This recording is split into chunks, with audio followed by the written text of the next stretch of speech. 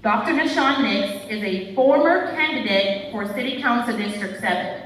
He ran on building blocks for success such as environment, education, economics, and empowerment. Dr. Nix is also a community consultant and motivational speaker, working with our inner city youth as a martial arts instructor, mentor, and guest speaker for Duval County Public Schools. Dr. Deshaun Nix is the CEO of the First Coast Leadership Foundation. Under his leadership as CEO, the First Coast Leadership Foundation shifted from a charity-based nonprofit to a social capital enterprise. We have registered over 1 million voters, hosted numerous job fairs to help over 200 people connect with employers, helped over 60,000 people receive the COVID-19 vaccine. We've hosted 5 empowerment men's conferences, serving over 150 men. We currently serve over 100 youth throughout the city of Jacksonville in our Mentoring to Thrive program for youth ages 5 to 18. In addition, Deshaun hosts economic and empowerment job fairs, career fairs, and health fairs in some of Jacksonville's underserved communities, working with corporations to secure employment and resources for people of color. Deshaun graduated with his bachelor's degree in education from Edward Waters College in 2006 and has a Bachelor of Theology degree from Thomas Brown Bible College in association with the Church of Christ written in heaven. Deshaun has since gone on to receive his Doctor of Divinity from St. Thomas Christian University. He is currently serving as the Millanex Z Pastor at Mount Sinai Baptist Church. Deshaun is presently on the Board of Directors for Jacksonville Area Legal Aid. He serves on the Strategic Planning and Community Initiatives Committees and actively contributes to many community initiatives. Deshaun has a passion and purpose-driven mission to ignite and strengthen the community. Dr. Nix's mantra is "Excel is the movement and excellence is destiny." Please help me welcome, please stand and help me welcome our guest speaker today, Dr. Deshaun Nix.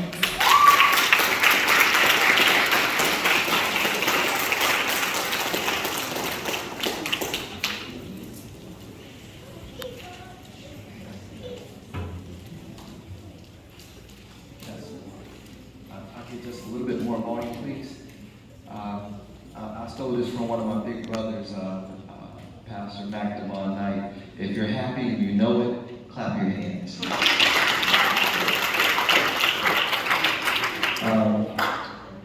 We've already established protocol, but I think it is very important for our community and for our youth that when it's an opportunity to show honor, like for example, respect, respect is due to an animal, right? And it talks about treatment. But when you talk about honor, honor is something where you go above what is necessary to give gratitude and appreciation. I was in a Black Leadership Conference, and we were talking about education. And we were coming up with different strategies to improve education in Duval. But this strong and seasoned Black man got up and said, listen, what you're talking about is a theory. What we have is a proven model at Joshua Christian Academy. Can we please show some love for one portion of the founders, Dr. Frederick Pink.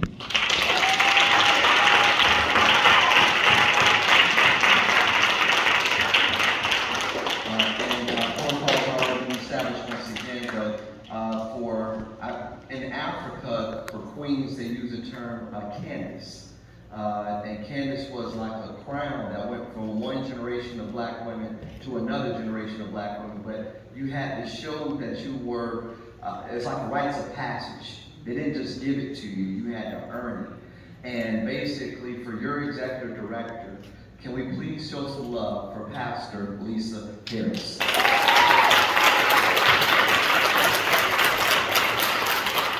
To each and every one of you in respective places, and I see some familiar faces, and I see some more mature faces, since the last time that I've been here. But if you don't mind, can we give our God a hand clap of praise?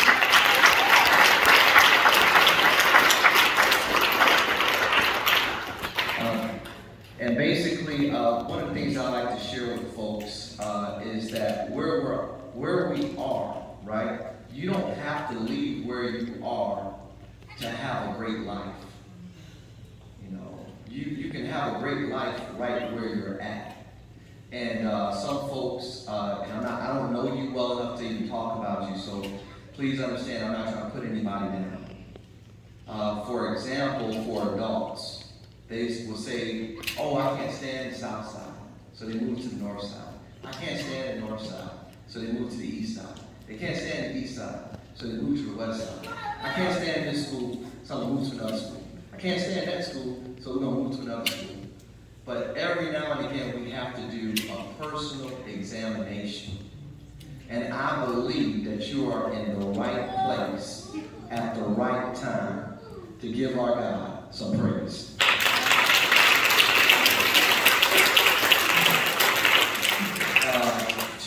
To Lil and Lou Rashawn, there's a midget on the inside of me that's jumping up and down right now because I'm so elated and excited for them for being recognized for the National Honor Society.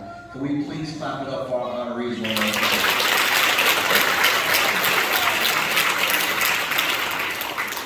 And once again, you're probably saying, why are we doing all this clapping? Because you have what you have, it's called contrast, right? And in order to see bright stars, anybody look at stars at night?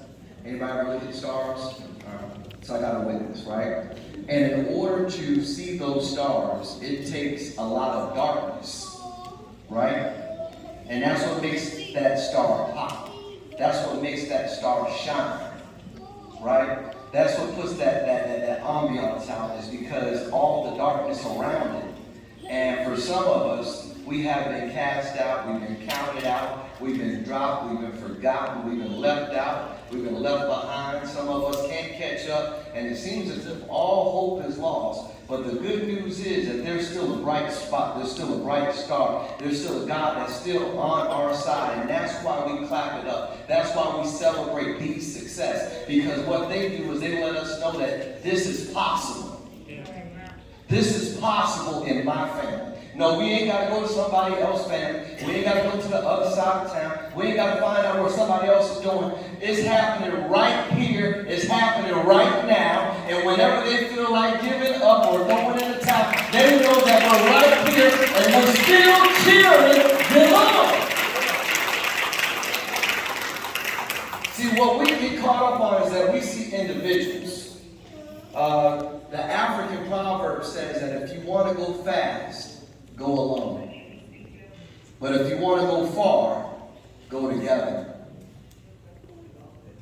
If you want to go fast, go alone. But if you want to go far, go together.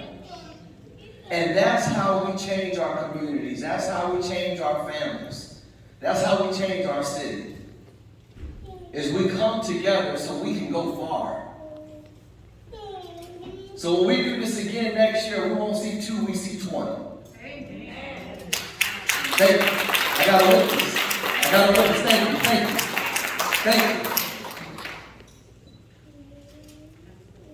Because right now we're celebrating a whole lot of stuff, and for those of you that don't know, I'm the CEO of the First Coast Leadership Foundation, and this kind of clarified the difference between charity and social capital enterprise. Is that charity is, I came to get something to eat. And I respect food giveaways, right? So somebody came to me, Pastor Lisa, and they said, excuse me, Doc, can you please tell me why we're not feeding people? And I said, thank you for asking, sir. And we have fed people throughout the pandemic. We fed thousands and thousands of families. But right now, my objective is to help us employ our community.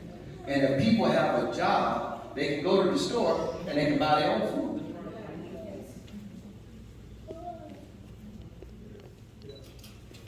There's this guy by the name of James Brown. He says, I don't want nobody to give me nothing. He said, open up the door, not get it yourself. And if you're talking about or you're thinking about being on the honor society, you're not looking for a handout. You're just looking for somebody to open up the door. And with that being said, can we please clap it up for all of your teachers and for all of your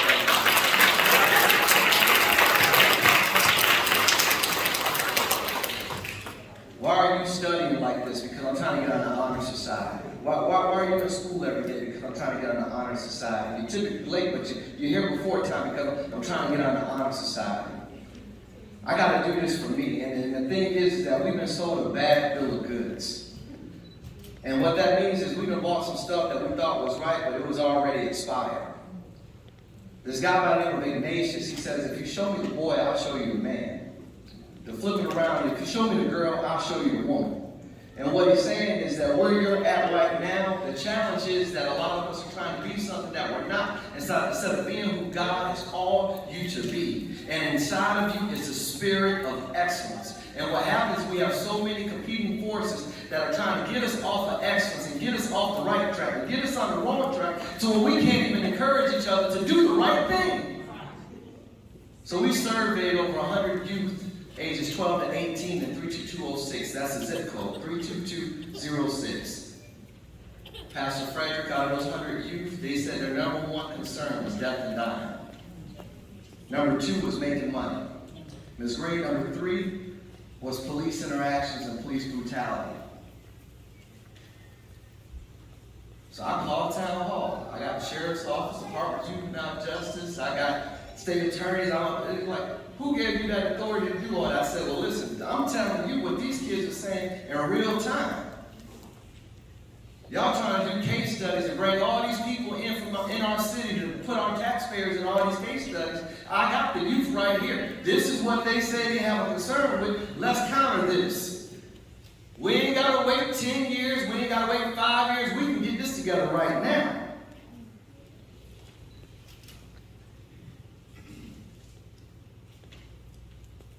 So then you wonder, like, how in the world are they concerned about death and dying at 12, 13, 14, 15, 16, 17, 18?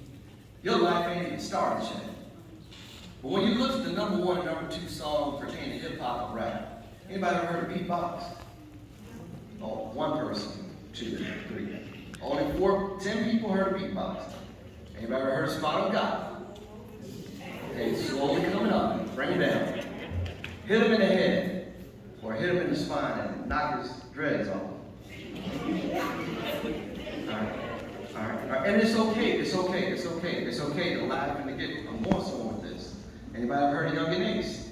All right. Who I smoke? Okay. All right. And I understand, and I'm going somewhere with this, right? So when our youth who are telling us that they're not focused on being on the honor society, but they're focused on death and dying, we got to do a deep dive and evaluation. So let's look into the lyrics. And when you say knock the dreads off, you mean knock the head off, and that means that somebody's about to die. But then you go back and then you look at who I smoke, Lil Nine, Lil BB, this, that, and another. I'm going somewhere with this. Pastor Lisa, Adrian Gaynor Jr. was shot and killed in front of Hilltop Apartments 2 years ago. Nobody saw nothing, nobody said nothing, and nobody did nothing. Pouring down rain. I could feel his mother's tears on my neck. Because he wasn't up to 14 years old. So I don't know what he said to whoever he said it to. But at 14, the last thing you're thinking about is dying from something that you said. Like, you don't even have an opportunity to apologize. Huey P. Newton, founder of the Black Panther Party, he says that learning comes from action and reflection. That's why I didn't say don't laugh or calm down. It's okay, because we got to reflect now. This mama did not know who killed her son until she heard a confession in a rap video.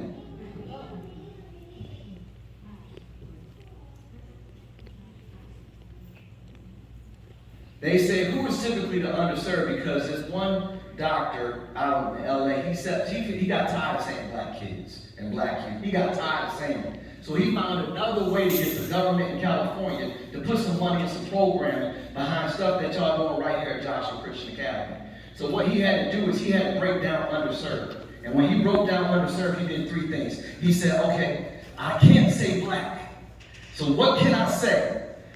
I'm going to say the people who are typically underserved, at one point in time, they people were conquered. Their grandmas them, their granddaddies them, their great-grandparents them. Then he said number two, they were probably colonized. They said, okay, this is good. He's not just talking about black people, he's talking about a lot of people now. So he said number one, they typically came from a people that were conquered. Number two, they came from a people who were colonized. And number three, he said they probably came from a people that were enslaved. Because whenever we can celebrate killing each other versus celebrating the fact that two of us made it, and we on the National Honor Society, and we're going to go on and do some great stuff because we got a crowd of witnesses that are standing around here who said, you better keep on pressing, you better keep on pushing, you better keep on excelling. And if there's anything that we can do to help you out along the way, you got a whole bunch of brothers and sisters right here with you. Because the slave mentality is to pull you down. But when you're in your right mind and you connected with your righteous God, what you start doing, you find ways to help lift people up instead of pull people down. Is there anybody in here who's picking up what I'm putting down? Can you give your God some praise in this place? As in the words of Reverend Adam Sharpton, he says black people have been smart for a very long time. Anybody ever heard of Frederick Douglass? Frederick Douglass taught himself how to read. Anybody ever heard of George Washington Carver? George Washington Carver, he didn't have the benefit of a whole bunch of science labs and modern technology and being able to Google information, so he put time in books and he put time in research. And he said, well, listen, if I can put time in books and I can put time in research, I just might be able to help save my people.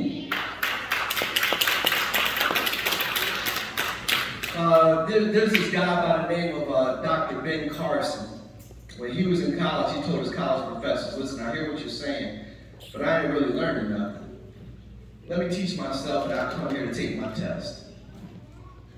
Dr. Ben Carson, a black man, is the first neurosurgeon to successfully separate conjoined twins at the brain, and both of the twins survived. And then I sit back and wonder, what are you going to do? Who are you going to become? What's your contribution? How are you going to help make us better? How are you representing our communities, our families, our city? How can we make this place better right here? Not 10 years from now, not 5 years from now, but what can we do today? So that when we look on this stage, we're not seeing 2, but we see 20, we see 40. Matter of fact, the whole assembly, because everybody's on the National Honor Society, we've been shifted the whole community. So I'm going to close out with this. There's a reggae song that says that circumstances make me who I am. And I beg the difference, because circumstances may contribute, but they don't determine. You determine, and you do it together, and you do it collectively. 4 things, and I'm done. Number 1 is aptitude. Aptitude is that, does everybody believe in God? Okay. All right. Raise your hand if you believe that God put something special in you. All right, good. That's aptitude. You have something special inside of you. Aptitude is your potential for what's possible. But if you don't do nothing, you ain't going, that's not good English. You're not going to achieve anything if you don't do anything. Attitude. Attitude is how you feel about yourself first. And then how you feel about others. The greatest commandment is love God. Second unto it is love your neighbor as you love you. Raise your hand if you love you in here. I don't know how you don't get 100% participation.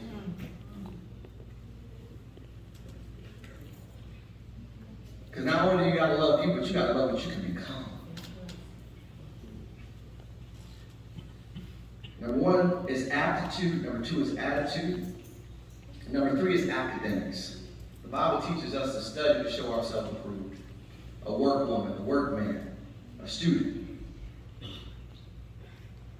Somebody that's constantly putting in the work and the research. And then number four is application. It does nothing for you to have all these great gifts and all these great talents and don't put time into cultivating them or taking the time that you have now serious. You don't get these moments back. You don't get do-overs. So you have to apply. That means doing what you've been taught. I'm going to close with this. Can you please repeat after me? Excel is the movement. Excel is the movement. And excellent is the destination. Thank you so much for listening. God bless you.